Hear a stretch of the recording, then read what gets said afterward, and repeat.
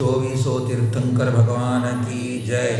श्री पंच परमेष्ठी भगवान की जय। देवादिदेव एकजराट श्री आदिनाथ भगवान की जय। देवादिदेव एकजराट श्री पार्श्वनाथ भगवान की जय। देवादिदेव एकजराट श्री कमलवस्ती श्री नेमिनाथ भगवान की जय। अनेकांत स्याद्वाजमय जिनवाणी मातेश्वरी की जय। परम पूज्य प्रातः स्मरणीय त्रिकाल वंदनीय श्रवण शिरोमणि योगेंद्र चूड़ामणि धर्म साम्राज्य नायक युग प्रवर्तक गुरु नाम गुरु मुनि कुल पितामह जिनवाणी संरक्षक तीर्थ उद्धारक संस्कृति संवर्धक जीवंत समय सार घोरादिघोर उपसर्ग परिसहजेता सिंह निष्कित वत्कर्ता सम्यक्त रत्न समाधि सम्राट प्रथमाचार्य चारित्र चक्रवर्ती श्री शांति सागर जी महामुनिराज की जय। परम पूज्य सरल सभा वात्सल्यवारिधि धर्म प्रभावक पंचम पट्टाधीश परम उपकारी गुरुवर्य आचार्य श्री वर्धमान सागर जी महामुनिराज की जय। अहिंसामय विश्व धर्म की जय।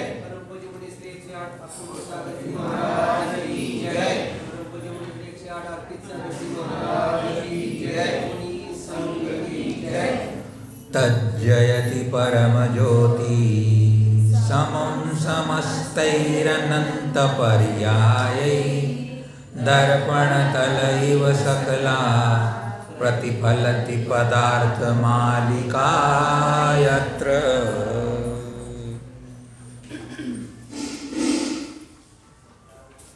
आत्मानुरागी भव्य आत्माओं, तमसो मा ज्योतिर्गमय, मुझे अज्ञान अंधकार से सम्यक ज्ञान की ओर ले चलो। इस सत्संग के अंतर्गत आप और हम सब मिलकर के यहाँ पर तीर्थंकर भगवंतों की पवित्र अमृतमय वाणी जो हमें गुरु परंपरा से अमृतचंद आचार्य देव के द्वारा प्राप्त पुरुषार्थ सिद्धि उपाय के माध्यम से कर रहे हैं। हमारा जीवन निर्दोष बने, निष्पाप बने, निष्कसाय बने, इसके लिए हम यहाँ विचार और चिंतन कर रहे हैं। मंगलाचरण पुण्य किया, भगवान पार्श्वनाथ स्वामी को स्मरण किया जो कि चक्रवर्ती धनेन्द्र और इंद्रों के अधिपति हैं, स्वामी हैं और 100 इंद्रों से जो पूजित है, स्तुत है और वंदनीय है और जो मुनियों और गणधरों के द्वारा सदा काल नमस्करणीय है। ऐसे देवादिदेव पार्श्वनाथ भगवान को बार बार नमस्कार करके अपन ने यहाँ मंगलाचरण किया है। जितना भी समय मिले, जब भी हमें अवसर मिले, हमें तीर्थंकर भगवंतों को स्मरण कर लेना चाहिए, याद कर लेना चाहिए, जो कि हमारी विशुद्धि में कारण बनते हैं, पापों का प्रक्षालन करते हैं, पुण्य का संपादन करते हैं।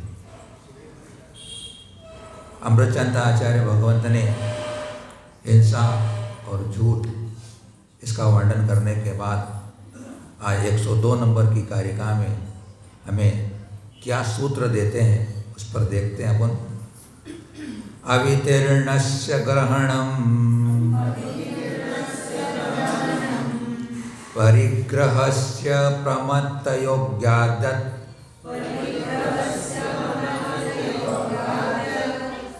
तत्प्रत्ययं स्थेयं सैव च हिंसावदस्य हेतुत्वात्।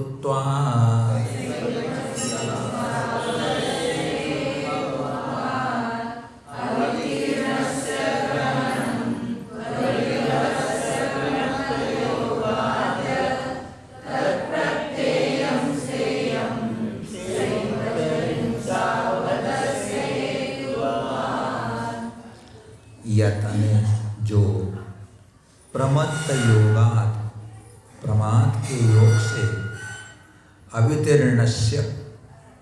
अवितीर्णस्य ने बिना दिए हुए परिग्रहस्य परिग्रह का ग्रहणम अन्य ग्रहण करना है, तत् અને उसे स्तेयम प्रत्ययम, उसे चोरी जानना चाहिए। सा एवच, और वही वधस्य हेतुत्वात्, प्राणघात का कारण होने से हिंसा है। प्रमाद के योग से बिना दिए हुए दूसरे के परिग्रह को ग्रहण करना, और जो कि वध का कारण है, हिंसा का कारण है, ऐसा वह चोरी कहलाता है। यहाँ पर अमृतचंद्र आचार्य देव प्रमाद योगात, पूज्य हमने उमा स्वामी भगवान ने भी यही कहा था कि अदत्ता दानं स्तेयम, बिना दी हुई वस्तु को ग्रहण करना चोरी है। लेकिन प्रमत्त योगा, प्रमाद के योग से, प्रमाद का अर्थ होता है कसाय, उससे सहित योग ने मन वचन काय की प्रवृत्ति। इससे सहित अगर अपन बिना पूछे अगर किसी वस्तु को ग्रहण करते हैं तो वो चोरी कहलाती है, और उस चोरी में हिंसा का दोष लगता है। कैसा लगता है अपन विचार करते हैं। जिसका स्वामी है, ऐसा परिग्रह से यहाँ पर व्यापकता लेना है, सभी चीज़ आती है। परिग्रह शब्द का प्रयोग किया है तो यहाँ सोना चांदी धन आदि स्त्री आदि सभी चीज़ आ जाती है इस परिग्रह के अंदर। तो दूसरा जिसका स्वामी है, ऐसी वस्तु को चोरी करने वाला व्यक्ति सबसे पहले अपने ही भाव हिंसा कर लेता है, क्योंकि चोरी करने का भाव उसका मतलब है कि उसने अपनी आत्मा का जो अचौर्य धर्म है उसका विघात कर दिया। आत्मा का अचौर्य धर्म है, अनंत धर्मात्मक आत्मा है तो अहिंसा भी धर्म है, असत्य और आपके नाम से सत्यता भी धर्म है, अचौर्य भी धर्म है। तो उसने स्वयं के स्वभाव का पहले विघात कर लिया कि मैं दूसरे की वस्तु को अपना बना लूँ। चोरी करने के साथ जो प्रमत्त योग का मतलब है कि जो दूसरा स्वामी है वो उस वस्तु का मैं स्वामी बन जाऊँ, उसका मैं मालिक बन जाऊँ, इस प्रकार की भावना से वो चोरी करता है। तो परद्रव्य का हरण करने में उसके अंदर सबसे पहले वह सरागता राग भाव उत्पन्न होता है, कसाय भाव उत्पन्न होती है कि मैं दूसरे के द्रव्य का मालिक बन जाऊं। सबसे पहले अपनी भाव हिंसा कर लेता है। कसाय की उत्पत्ति हुए बिना परद्रव्य को ग्रहण करने का भाव नहीं होता है, स्वयं की भाव हिंसा हो जाती है। अब चोरी जो कर रहा है, अगर चोरी करते हुए कोई उसे देख ले तो वह भय के कारण जिसने देख लिया है वह उसको प्राण हरण भी करता है, मारता भी है, अन्य प्रकार का व्यवहार भी करता है। तो वो दूसरे का द्रव्य का प्राण के भी हिंसा करता है। स्वयं की प्राण द्रव्य भाव हिंसा और दूसरे की द्रव्य हिंसा होती है। जिसका माल है, जिसका द्रव्य है, अगर वह चोरी चला जाता है तो उसको जब मालूम पड़ता है कि मेरी चोरी चली गई वस्तु की, तो अंदर ही अंदर पीड़ित होता है, दुखित होता है, खेद खिन्न होता है, आकुलित होता है। तो जिसका माल चोरी गया है वह भी अपनी भाव हिंसा कर लेता है, और फिर जो उसका द्रव्य था वह उससे वह संतुष्ट होता था, पुष्ट होता था, खुश रहता था। तो इसलिए वह उस वस्तु के चले जाने पर अब वह समझो कि उसका प्राण ही चला गया, ऐसा समझ करके आपने उसके भाव द्रव्य प्राणों का भी विघात कर दिया। इसलिए प्रमाद के योग से जो चोरी होती है उसमें स्व और पर के द्रव्य और भाव प्राणों का विघात होने से चोरी में हिंसा का दोष लगता ही है। इसलिए आचार्य भगवान पर द्रव्य का ग्रहण करना चोरी कहलाता है। संबंधपत्र आचार्य देव ने भी कहा है कि किसी की रखी हुई, भूली हुई, पड़ी हुई, गड़ी हुई वस्तु को बिना पूछे ग्रहण कर लेना और दूसरे को दे देना, वह सब चोरी कहलाता है। बंधुओं, अगर अपने को कोई वस्तु अपने को दिख रही है, गिर गई है, पड़ गई है, और अपना मित्र की है, अपने संबंधी की है, अपने को जानकारी में है, तो उसको उठा ले और उसको दे दे। और अपने को जानकारी नहीं है कि किसका है क्या नहीं है, तो अपन न उठाएं, उसे न ग्रहण करें, अच्छा है। यही ना सोचना है कि भाई उठा के मंदिर में रख दूंगा, या मैं किसी को इसको दान में दे करके पैसा ले करके मैं दान में लगा दूंगा। दूसरा का द्रव्य आपका जब है नहीं तो आप छुओ मत, और छूते हो रख लेते हो। अगर वह व्यक्ति जिसकी घूमी है, गिरी है, अगर वो वापस ढूंढने आएगा, खोजने आएगा, वहाँ नहीं मिलेगी, तो वो अकुलित व्याकुलित हो जाएगा, तो उसे भी दुख हो जाएगा। इसलिए अच्छा हो कि अपना जब द्रव्य नहीं है तो आंख बंद कर लो, आगे निकल जाओ, देखना ही नहीं अपने क्या करना। अरे बेल मुझे मार, काय को बेल मुझे मार, क्योंकि ले लेंगे रख लेंगे, टेंशन किसकी है, क्या नहीं आया, लेने नहीं आया, क्या करूँ, पूछूं लोगों से क्या करना है मेरे को, टेंशन काय को पालना, अपने को हाथ लगाना ही नहीं।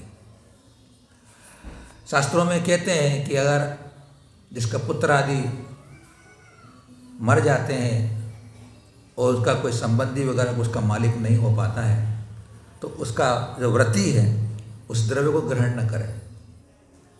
यानी जो पुत्र आदि से रहित इसकी संपत्ति हो गई है, उसका पुत्र भी नहीं है, उसका मालिक भी नहीं, लेकिन संबंधी तुम्हारा है, तो जो अणुवती हो तो उसे ग्रहण न करेगा, अभी तुम उसके मालिक नहीं हो। पर्वत में, गुफाओं में या जमीन में गड़ा हुआ धन भी व्रती श्रावक को नहीं ग्रहण करना चाहिए। जमीन में गड़ी हुई जो दौलत या जो भी संपदा है उसका मालिक राजा होता है, इसलिए राजा उसका मालिक होने से आप उसको ग्रहण न करें। और अगर आपने चुपके से ग्रहण कर भी लिया, रख लिया अपने घर में, जब मालूम पड़ेगा तो उससे आपकी इज्जती बेइज्जती होने वाली होगी, इसलिए उस द्रव्य को ग्रहण न करें। तो बंधुओं, यहाँ पर इस श्लोक के माध्यम से चोरी में हिंसा का पाप लगता है, इसलिए चोरी को छोड़ देना चाहिए। कहते हैं और आगे उसी ग्रंथ इसी कारिका को आगे भाव को समझाते हुए, अर्थानामय एते प्राणा एते बहिश्चरा पुंसाम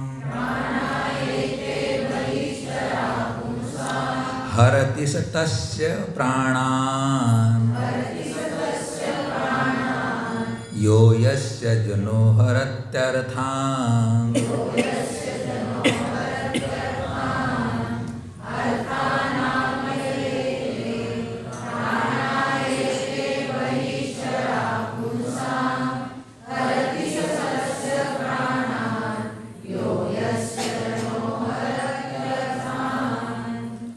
ये एते अर्था नाम, ये यानी जितने भी अर्थ ने धन धान्य आदि जितने पदार्थ हैं, एते पुंसाम बहिश्चरा प्राणा, ये सब क्या है, पुरुषों के बाह्य प्राण हैं। जितनी धन दौलत संपदा है, जितना बाह्य परिग्रह है, वो पुरुषों का प्राण है। प्राण बता रहे हैं भगवान। यह जन, जो पुरुष, यस्य अर्थान हरति, जिसके धन धान्य आदि पदार्थों का हरण करता है, हरति यानी हरता है, ग्रहण करता है, स तस्य प्राणान हरति, वह उनके प्राणों का हरण करता है। उसने दौलत को या सोने चांदी को या किसी पदार्थ को नहीं चुराया, उसने तो उसके प्राण को चुरा लिया, उसके प्राणों का हनन कर दिया। क्योंकि बाहर के जो परिग्रह है वो संसारी मोही जीवों के प्राण हैं। 11वां प्राण, बहुत बढ़िया। अर्थ को, पैसे को 11वां प्राण। अगर धन की हानि हो जाए या तो बहुत बड़ा घाटा लग जाता है, चोरी बहुत बड़ी हो जाती है, तो वो या तो हार्ट फेल हो जाता है सुन करके उसको, इसलिए 11वां प्राण कहा गया। तो यहाँ कहना चाहते हैं कि अगर आप दूसरे के सामान को जबरदस्ती छीनते हो, लूटते हो, धरोहर को रख लेते हो, कोई रख गया तुम्हारे पास, उसको आप अपना मालिक बन जाते हो, तो आपने उसके प्राणों को हनन किया है, उसके प्राणों को लूटा है तुमने, धन को नहीं लूटा है। देखते भी अपन है, अगर कोई किसी बच्चे का किडनैप कर ले, बच्चे का किडनैप हो जाता है, कोई स्त्री को उठा के ले जाए, तुम्हारी बाइसिकल होती है उसको चोरी करके ले जाता है, कार चोरी करके ले जाता है, दुकान में चोरी हो जाती है, तो जब आपको खबर लगती है तो कितने दुखी हो जाते हो, कितने पीड़ित हो जाते हो, कितने अंदर से आपको व्याकुलता हो जाती है। यहाँ तक कि व्यक्ति पागल पागल हो जाता है, मूर्छित हो जाता है, क्योंकि वह उसका प्राण था। तो यहाँ आचार्य भगवान कहना चाहते हैं कि तुम उस वस्तु को नहीं ग्रहण कर रहे हो, तुम तो उसके प्राणों को ग्रहण कर रहे हो। इसलिए यहाँ पर कहा है, लोकोक्ति भी है कि अन्यम एव प्राणा, शास्त्रों में आता है। धन को तो 11वां प्राण कहा ही है, लेकिन अन्यम एव प्राणा, यह भी कथन मिलता है शास्त्रों में कि अन्य ही प्राण है। अन्य को ही प्राण कह दिया है कारण में कार्य का उपचार करके, क्योंकि व्यक्ति को भोजन नहीं मिलता तो मर जाता है ना। तो अन्य व प्राण, जिस प्रकार अन्य प्राण है उसी प्रकार ये धन भी व्यक्ति का प्राण है। इसलिए आपने उसके इस धन का चुराया नहीं है, उसके प्राणों का हनन कर दिया है, तो आपने हत्या की है, आपने हिंसा की है। इसलिए चोरी में हिंसा गर्भित हो जाती है। बंधुओं, इसी संबंध में एक कहानी आती, छोटी सी, नन्ही सी, प्यारी सी,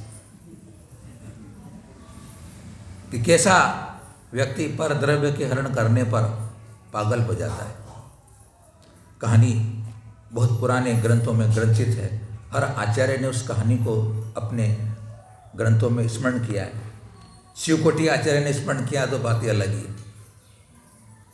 सिंहपुर नगर में एक सिंहसेन राजा रहता था और उसकी रानी का नाम रामदत्ता था, और उसका एक पुरोहित था, उसका नाम श्रीभूति नाम था।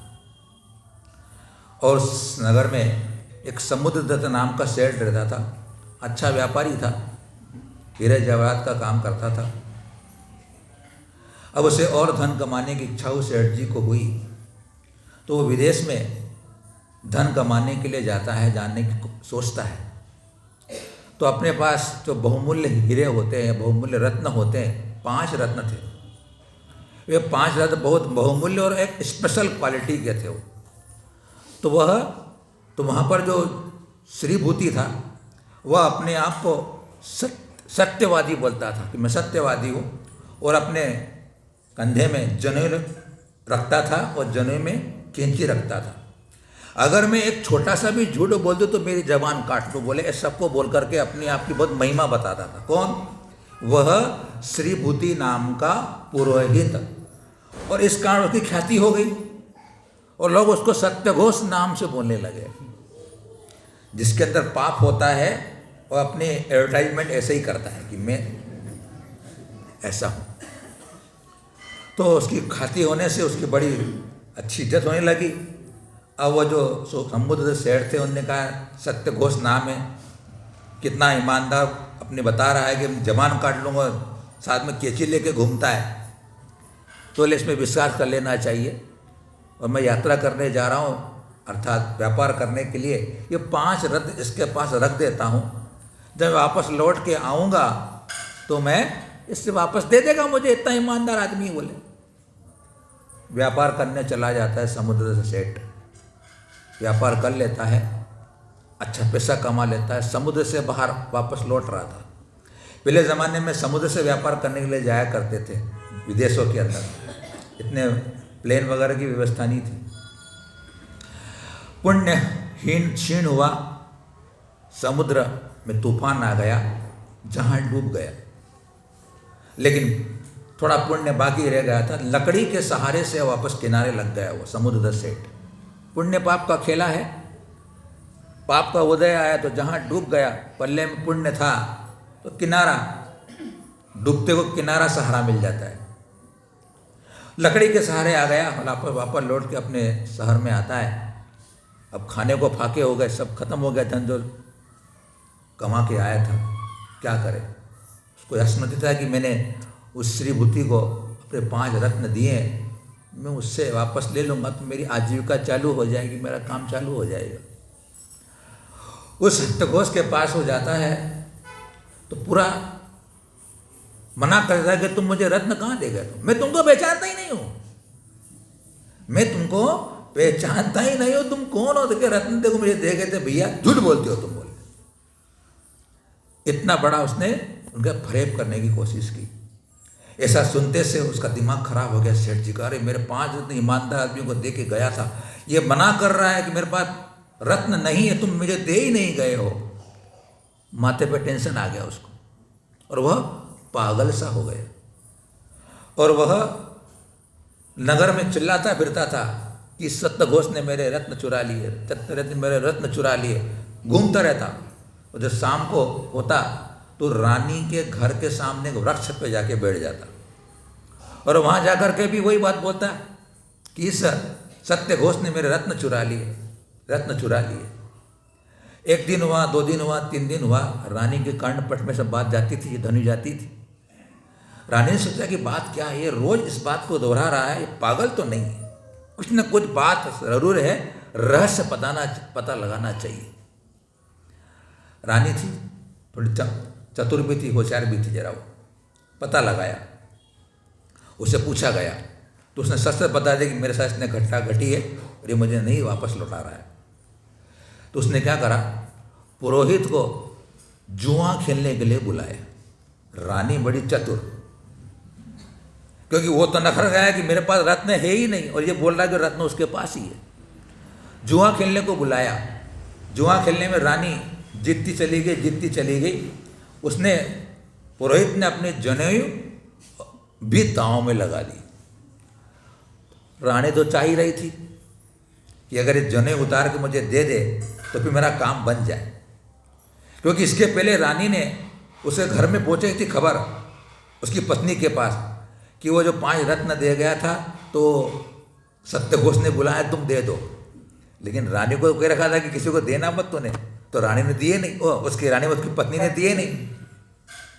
अब जनेऊ उसका पास आ गई तो अपनी जो दासी थी उसको बोला तो जनेऊ लेके जा, उस पुरोहित की पत्नी के 5 जनेऊ लेके जाओ, उसको पता है जनेऊ दिए, तुम 5 रत्न दे दो, बोले तुम ये वाले। अब उसको विश्वास हो गया, उसकी पत्नी हो गया मेरे, ये तो मेरे पति की जनेऊ है तो फिर तो आज तो मेरे पति ने बुलाई ही है। रत्न उसने दे दिए। चतुर थी रानी, लेकिन रानी इतनी आसानी से वो रत्न देने वाली नहीं थी। उसने अपने यहाँ के बहुत सारे रत्नों को बुलाया, रत्न बुलाए अपने यहाँ के, और रत्नों में उस रत्न को मिला दिया। अब फिर उसको कहा, समुद्र दत्त सेठ को कहा, अगर तुम्हारे रत्न घर हो तो तुम इसमें से पहचान के निकाल लो। वो तो ईमानदार था, उसके अंदर तो कोई खोट थी नहीं बेचारे के अंदर, वो तो दे के ही गया था। और उच्च क्वालिटी के मैंने आपसे कह दिया कि अद्भुत तरह के रत्न थे वो, 5 रत्न से निकाल लिए, बाकी रत्न मेरे नहीं है बोले। बात स्पष्ट हो गई, सत्यता मालूम पड़ गई। अब उस पुरोहित को कह दिया, देखो भैया माल तुमने चुराया है और तुम मैंने से देने से मना कर रहे हो, तुम अपराधी हो, तुमको दंड मिलेगा, तुमने इसको परेशान किया, सताया है। तो बोले कि 3 दंड रहेंगे आप, या तो 3 थाल गोबर खाओ, 3 थाल गोबर खाओ, या फिर पहलवान के 5 मुक्के खाओ, या फिर जो तुम्हारी जितनी संपत्ति है हमारे पास जमा करो। बोले तुम्हारे पास जितना और धन सब पैसा तुम्हारा संपत्ति है जमा करो। लोभीड़ा था, लालच क्या नहीं कराती है। तो बोले यार पूरा धन कैसे दे दूं, बोले मैं गोबर खाने में क्या बिगड़ता है, बोले उसमें क्या बिगड़ेगा अपना, 3 थाल गोबर खा नहीं पाया, गोबर को खाएगा 3 थाल कैसे खा सकता है। बोले ठीक है, बोले साहब मेरे को मुक्के मार लो, मुक्के मार लो। 5 मुक्के पहलवान के मारे गए तो बेचारा राम नाम सत्य हो गया, प्राण निकल गए, संपत्ति भी चली गई, प्राण भी चले गए और जाकर के नरक में पड़ जाता है। बताइए आप, दूसरे के धन को जो धरोहर के रूप में रखा गया था उसका हरण करने के साथ झूठ भी बोला, चोरी भी करी, हिंसा भी हुई, कितने पाप हो गए। शास्त्रों में लिखा है मरण कंडिका में कि दूसरा कोई बहुत बड़े अपराध कर ले पर स्त्री के साथ व्यभिचार कर ले, इन सब से बढ़कर अगर कोई पाप है तो चोरी है। बोले मरण कंडिका में इतनी बड़ी बात थी, चोरी का करने वाला बहुत बड़े अनर्थ को करने वाला होता है, इसलिए चोरी को महापाप की संज्ञा दे दी गई। तो बंधुओं, ये चोरी तो हर कोई नहीं कर सकता है, लेकिन दूसरी चोरी तो हो ही जाती है जो करने में आ जाती है। तो उस पर थोड़ा विचार कर लें, कहाँ कैसे अपने चोरी हो जाती है। देखो आप, शास्त्रों में लिखा है कि उसी मरण कंडिका में पढ़ा हमने कि जो मुनिजन होते हैं उनको अपने दांत को साफ करने के लिए तृण को बिना दिए लेने का निषेध किया गया है। और अगर तुम उस तृण को ले लेते हो मुनिराजो, तो तुम अपने अचौर्य व्रत को नष्ट कर देते हो। एक तृण को लेने के लिए मुनि के लिए कह दिया गया है। तो विचार करना है कि जो बड़ी बड़ी चोरी करके पेट में हजम कर जाते हैं उनका क्या होगा, हैं? तो उनका क्या होने वाला। देखो आप, चरणान्यों का आचरण जितना अच्छा होगा उतने करणाने परिणाम अच्छे होंगे। आचरण अच्छा नहीं होगा तो परिणाम अच्छे नहीं होंगे। इसलिए मुनिजन कितनी शास्त्रों में हमारे लिए बांधा गया है। हमको अगर कमंडल किसी दूसरे का साधु का लेना हो, हमारे कमंडल में पानी खत्म हो गया, दूसरे कमंडल साधु का है, उससे पानी लेना है हमारे को, तो उस साधु जी को निवेदन करते हैं हम लोग कि भाई मैं तुम्हारे कमंडल का पानी लेना चाहता हूँ, मुझे लेना है। तब अगर हम कमंडल का पानी लेते हैं तो निर्दोष है, और मुनि को बताए भी नहीं अगर मैं कमंडल का पानी लेता हूँ तो बोले तुमको चोरी के अंदर दोष लगता है। विचार करने की बात है, इतनी बड़ी सूक्ष्मता जैन धर्म के अंदर है। इनके उपकरण को मैं प्रयोग नहीं कर सकता हूँ, इनकी टेबल पर रखी हुई पुस्तक है, मुझे पूछ के लेना चाहिए। यह है सूक्ष्मता अचौर्य धर्म की। तो बंधुओं, देख लो अपन कैसे चोरी का अगर कोई माल दुष्प्रद्रव्य को ग्रहण कर लेता है तो कितना खेद खिन्न होता है। एक सिंपल सी बात, अब यहाँ से आप उठ के कभी जाओगे, धर्म सभा समाप्त हो जाएगी, बाहर जाके आप देखते हो कि आपके चप्पल कोई चोर के ले गया। तुम्हारे चप्पल कोई दूसरा पहन के चला गया, चोरी करके चला गया। इस समय आपको क्या बीतती, विचार कर लेना चाहिए आप लोगों को। नहीं भैया बोले दूसरे की पहन के चले जाएंगे अपन, तो तुम्हें चोरी बन गए। देखो आप, एक चप्पल अगर अपनी चोरी चली जाती है तो आदमी कितना विह्वल हो जाता है। अब जिसका धन है, जिसके जवाहरात है, जिसका मंगल सूत्र था, उसने बड़े अपने सतीत्व को बताने के लिए मंगल सूत्र जिन्हें अपना बना के रखा था, अगर वो चोरी चले जाते तो महिला पे क्या बीतती होगी। विचार करने की बात है। और वो चोर सोनी के उसमें मंगल सूत्र ले जाता है तो उससे कितने प्राण खाते जाते होंगे, तो हम लोग मालूम पड़ता है। कुछ लोग ऐसे भी मिल जाएंगे जो कि अपनी दुकान तो उसने बहुत अधिक किराए पर दे रखी है। अपनी दुकान बना ली उसने मार्केट के चौराहे पर, और उसने उस दुकान की जो किराया है बहुत अच्छी कीमत के पर लगा कर दिया है। लेकिन मंदिर की जो दुकान है उसके पास है, मंदिर की दुकान उसके पास है, और उसका किराया जो पुराना चल रहा है 50-100 रुपए का, वह उसी को दे रहा है। तो चिंतन करने में आता है कि वह व्यक्ति चोरी कर रहा है। अपनी दुकान तो बड़े बड़े किराए पर दे रखी है, ऊंचे भाव पर दे रखी है, और मंदिर की दुकान है तो जो पुराना किराया चल रहा है उसी पे वो वापर रहा है, उसका किराया नहीं बढ़ा रहा है। किराया बढ़ाने की बात करते हैं तो बोले यार क्या किराया बड़ा, पुरानी दुकान है तुम्हारी, बोले यार। तो बंधुओं, वो चोरी करता है। आपने बोली ले ली है, बोली अगर आप समय पर उसका पैसा जमा नहीं करते हैं तो कहते हैं कि आप चोरी कर रहे हो। क्यों? आपके अंदर लोभ है, आप प्रमाद कर। प्रमत्त योगा प्राण हिंसा, प्रमत्त योगा पर द्रव्य का हरण करना है। प्रमत्त योग अगर तुम्हारे अंदर है, अगर आपने 10-20-50 हजार रुपये की बोली ले ली है और आप 50 हजार अगर 1 महीने के बाद देते हो तो 50 हजार का ब्याज कितना होता है? 50 हजार का ब्याज कितना होता है? वो 50 हजार का ब्याज तो आपने खा लिया, और 50 हजार से जमा कराए तुमने, तो आपने मंदिर के 50,000 के ब्याज का पैसा तुमने खा लिया, चोरी करी तुमने।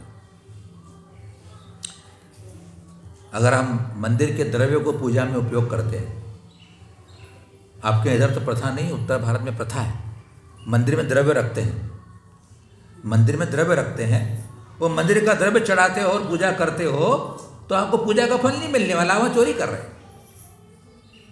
तो मंदिर का द्रव्य अगर चढ़ाया है तो पैसा डालो पेटी में, मंदिर का पैसा तुम, मंदिर का द्रव्य अपने वापरा है तो आपको उसका पैसा पेटी में डाल देना चाहिए।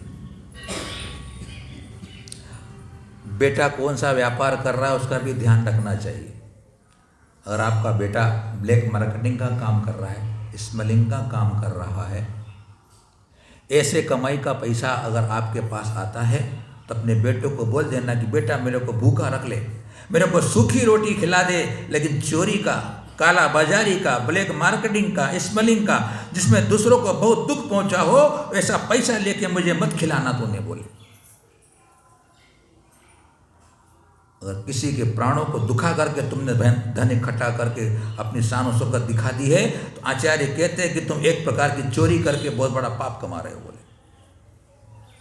इसलिए हमने कहा कि सामान्य की बात होगी, परद्रव्य को तो कोई डाका डाल के हर कोई नहीं चोरता है, डाका डाल के कोई नहीं चोरता है, लेकिन ऐसी चोरी हो जाती है। कहते हैं अगर तू सर्विस करने जा रहा है और तू पूरी अगर ड्यूटी बजाता नहीं है, चोरी कर रहा है।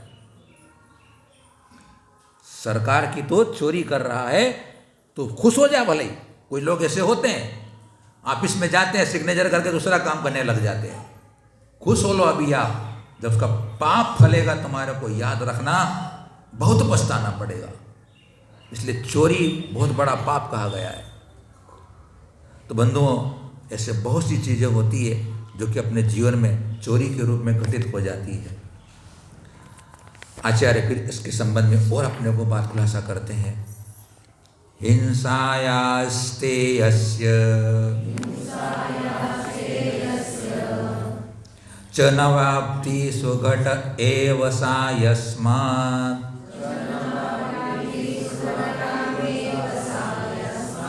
ग्रहणे प्रमत्तयोगो द्रव्यस्य स्वीकृतस्यान्यै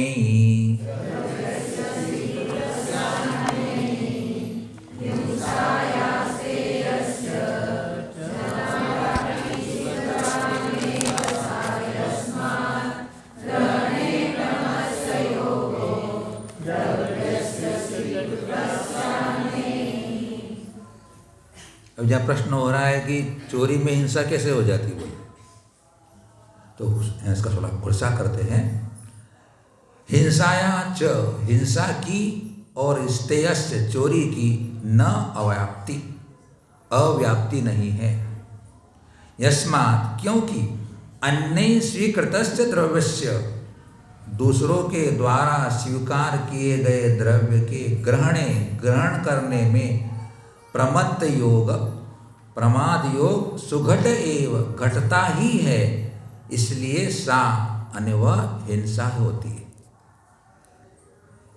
हिंसा की और चोरी की अव्याप्ति नहीं है। एक नया शब्द आ रहा है, थोड़ा इस नए शब्दों को समझ लेना चाहिए।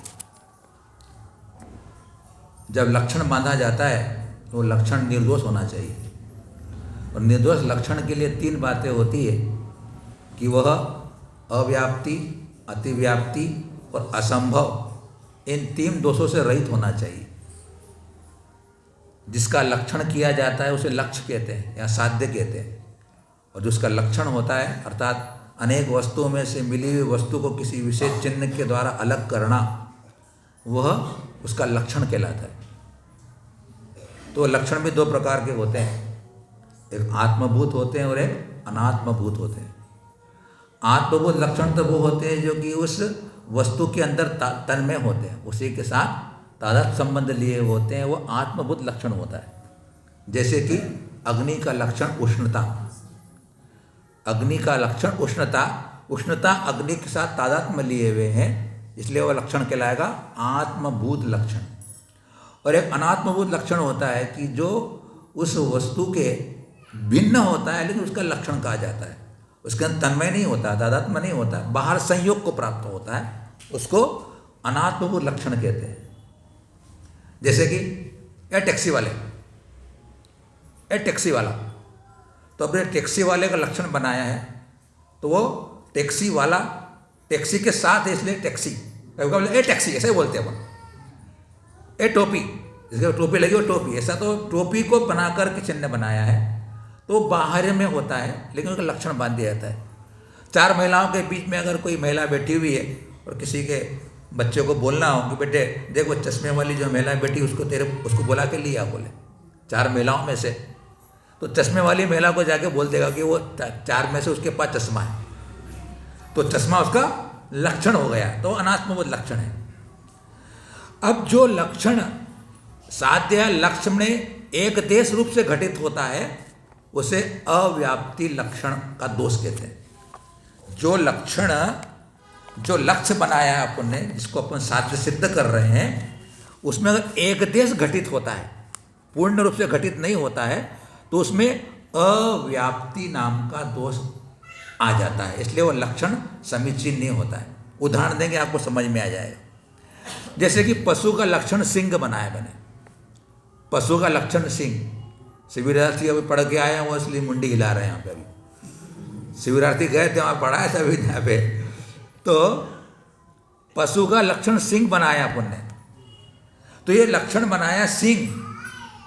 तो बहुत से पशु ऐसे भी होते हैं जिनके सिंह नहीं होते हैं, उनकी संज्ञा पशु होती है, शेर है, हाथी है, चूहा है, बिल्ली है, पशु तो है लेकिन सिंह नहीं है। गाय का सिंह होता बराबर है, लेकिन वह सिंह सभी पशुओं में न होने से वो एक देश व्याप्त हो रहा है, इसलिए इसमें अव्याप्ति नाम का दोष आ जाता है।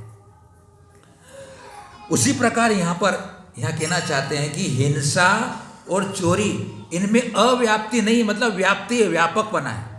अर्थात जब जब भी चोरी होगी तो वहाँ हिंसा होगी, क्योंकि चोरी का लक्षण क्या है? प्रमत्त योगात पर द्रव्य हरणम, प्रमाद के योग से पर द्रव्य को ग्रहण करना। अब जहाँ प्रमाद का योग लग गया है, और हिंसा का लक्षण क्या है? प्रमत्त योगात प्राणो प्राणो, तो ये हिंसा में लक्षण बनाया है प्रमाद का योग, और चोरी में भी बनाया है कि प्रमाद के वश होकर के पर द्रव्य को ग्रहण करना, हरण करना।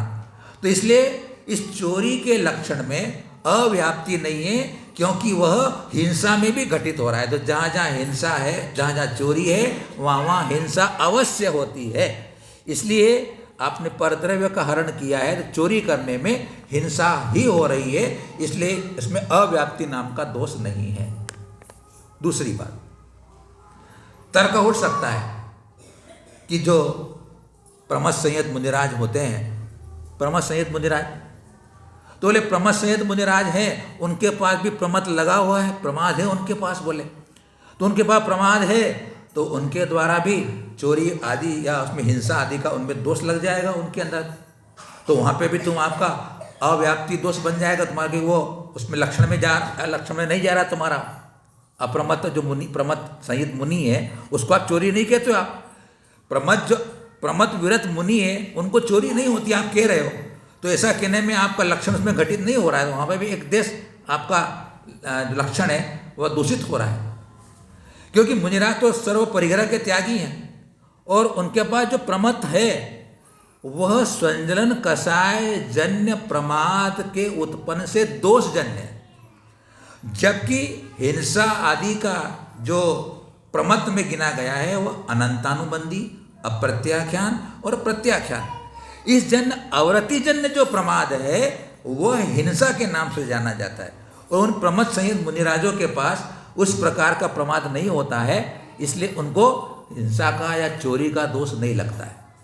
इसलिए वे हिंसा का जो लक्षण है चोरी में घटित होता है, इसलिए चोरी करने में हिंसा का दोष आता है। अब हम समझे भी थे कि जब प्राण हनन किए जा रहे हैं तो चोरी है ही।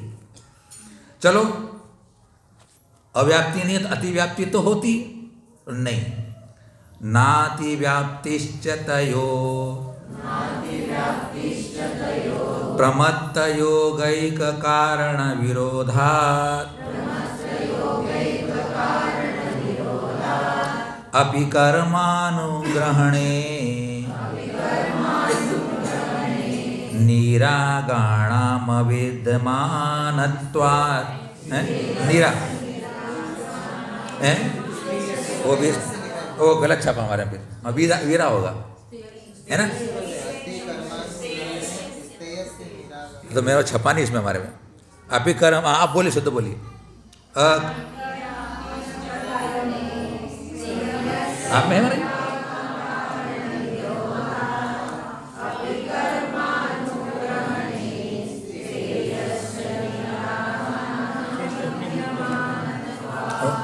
हमारे इसमें नहीं है वो, या तो बिस्प्लिटिंग हो गई होगी, ऐसा होगा।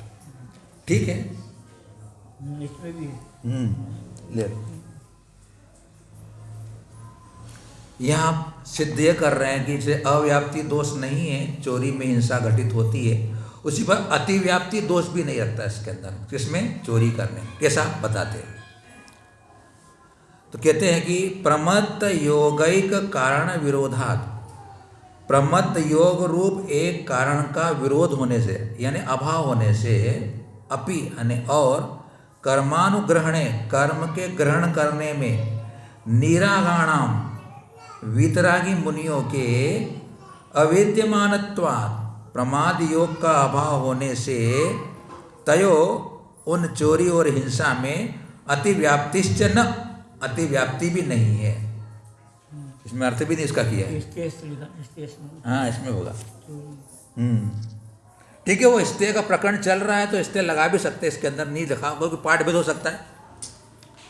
तो यहाँ कहना चाहते हैं कि प्रमाद योग का जो एक कारण कहा गया है, उसका अभाव होने से कर्म के ग्रहण करने में वीतराग मुनियों के प्रमाद के योग का अभाव होने से उनमें चोरी और हिंसा का अतिव्याप्ति नहीं है। अतिव्याप्ति का लक्षण यह होता है कि जो लक्षण लक्ष्य और अलक्ष्य दोनों में जाए उसको कहते अतिव्याप्ति नाम का लक्षण का दोष। लक्ष्य में भी हो और अलक्ष्य में भी जाए। जैसे वहाँ तो क्या था कि लक्ष्य में एक देश जा रहा था, गाय के सिंग होते लेकिन अन्य पशु होते उनके सिंग नहीं होते, लेकिन पशु कहे जाते, इसलिए वो एक देश घटित हुआ था। लेकिन यहाँ पर जो लक्ष्य से बाहर में भी जाए तो बोले कि उसमें दोष आ जाता है, तो बोले कि लक्ष्य से बाहर में यह लक्षण घटित नहीं होता है। मतलब क्या हुआ? वीतरागी जो मुनि है उनमें प्रमाद नहीं है, प्रमाद का योग नहीं है, फिर भी वे कर्म ग्रहण करते हैं, हवा लेते हैं, सांस लेते हैं, तो बोले उनको भी चोरी का और हिंसा का दोष लगेगा। ऐसा कहने वाला कह रहा है, बात समझना। क्योंकि इनने निषेध क्या करना है कि अतिव्याप्ति का निषेध है। अतिव्याप्ति घटित नहीं होती, मतलब अलक्ष्य में नहीं जा रहा मेरा लक्षण। कौन सा वाला? प्रमत्त योगात्। तो वीतरागी मुनि है, तो वीतरागी मुनि जो कर्म ग्रहण कर रहे हैं ना, कर्म बंध उनको भी हो रहा है। यो फिर नौ कर्म रगणाएं ग्रहण कर रहे हैं, सांस भी ले रहे हैं, हवा भी ग्रहण कर रहे हैं, तो बोले परद्रव्य है, बोले वो कर्म परद्रव्य है, हवा भी परद्रव्य है, तो मुनि वो परद्रव्य ग्रहण कर रहे हैं तो उनको चोरी का दोष लग रहा है। तो कहते हैं कि आपका कहना उचित नहीं है, क्योंकि चोरी का व्यवहार तो वहाँ होता है जहाँ किसी वस्तु का लेन देन होता हो। तर्क क्या दिया? चोरी का व्यवहार वहाँ कब होता है कि जहाँ किसी वस्तु का लेन देन होता हो और जो कि उसका मालिक हो। दो चीज़ें रखनी पड़ती सामने। और तीसरी बात क्या होती? इच्छा पूर्वक ग्रहण किया जाता हो। तीन बात ध्यान रखना, जहाँ लेन देन होता हो, जहाँ वो इसका मालिक हो, और जिसमें इच्छा पूर्वक ग्रहण किया जाता हो। ये तीन दोष जिसमें होंगे वहाँ चोरी का दोष लगेगा। लेकिन नौ कर्म वर्गणाएं और कर्म वर्गणाएं ब्रह्मांड में सब जगह भरी हुई है, और हवा भी सब जगह भरी हुई है। हवा का कोई मालिक नहीं है। हवा का अगर मालिक अगर हो जाए तो फिर कोई भी वस्तु को उसको सांस लेने के उसको तो परेशानी हो जाएगी, बेचारे को सांस नहीं ले पाएगा वो, तो उसका कोई मालिक नहीं है। एक बात हो गई। और कर्म वर्गणाएं जगत में भरी हुई है, तो वो कर्म वर्गणाएं इच्छापूर्वक ग्रहण नहीं हो रही। नंबर एक, उनका स्वभाव से वो कर्म बंद होता है, वो प्रक्रिया से चल रही है, और उनके अंदर प्रमाद भी नहीं है, वितरागता है, और जिसका कोई मालिक ही नहीं है उसे ग्रहण करने में दोष कैसे लग सकता है? इसलिए वीतराग मुनियों के द्वारा कर्म ग्रहण करने में अति व्याप्ति नाम का दोष घटित नहीं होता है। इसलिए वीतरागी मुनियों से चोरी भी नहीं होती है और हिंसा भी नहीं होती है। इसलिए हिंसा और चोरी का संबंध प्रमत्त योग से है। जहाँ प्रमाद योग होगा अर्थात आप दूसरे के द्रव्य को जबरदस्ती ग्रहण करोगे, अपना मालिकाना हक बताओगे, तो आप चोरी के पाप के भागी बनोगे। आज की अंतिम कारिका असमर्थाये कर्तुम निपानतो यादिहरण विनिवृत्तिम तैरपि समस्तमपरम नित्यमदत्तं परित्यज्याम्।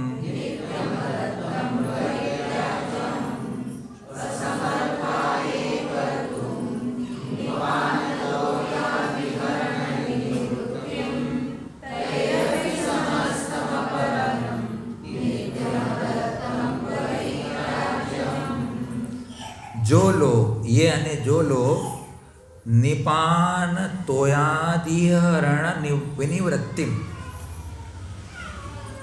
निपान तोय अर्थात कुएं का जल आदि, तोय कहते जल को, तो कुएं के जल आदि के हरण यानी ग्रहण करने का, विनिवृत्तिम करने का त्याग कर्तुम करने में असमर्थ है।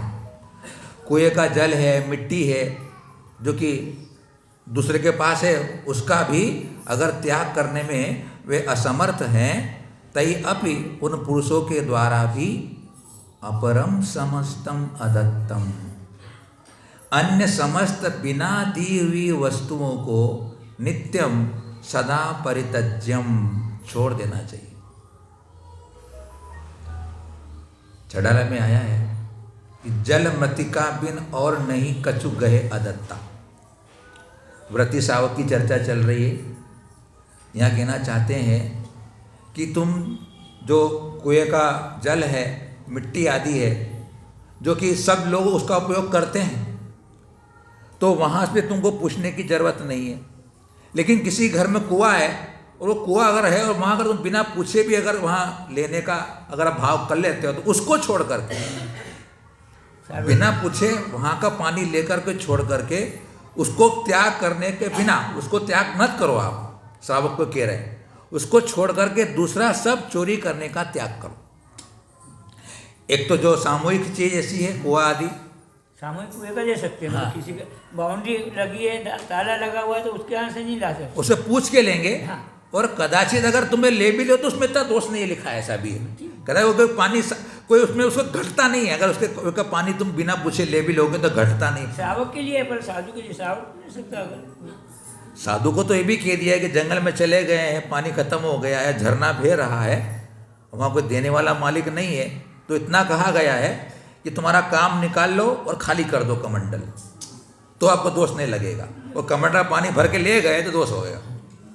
तो मालिक कोई नहीं, पानी झरने का हो गई, स्थिति हो गई, पानी खत्म हो गया, तो प्रासुक पानी वहाँ से ले लिया और उसको यूज़ कर लिया, क्योंकि वो सार्वजनिक है, कोई मालिक भी नहीं है। लेकिन वहाँ आवश्यकता पड़ने पर ऐसा ले सकते हैं। तो इस श्रावक के लिए उपदेश दे रहे हैं कि जो बिना पूछे ऐसे मिट्टी और जल आदि जो कि ग्रहण कर लिए जाते, उनको तुम त्याग मत करो। कर सकते कभी, अब कभी विहार करते हैं, कभी मालिक नहीं होता तो श्रावक पानी लेके आ जाता कि नहीं आता, तो उसको चोर के दोषी नहीं बनाया जाएगा।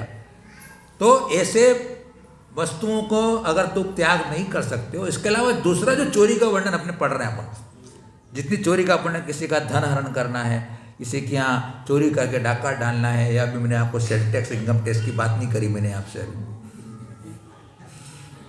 नौकरी में पूरा नौकरी नहीं बजा रहे अपन, धन हरण कर रहे हैं अपन, धरोहर हरण कर रहे हैं, तो वो तो त्याग कर दे अपन।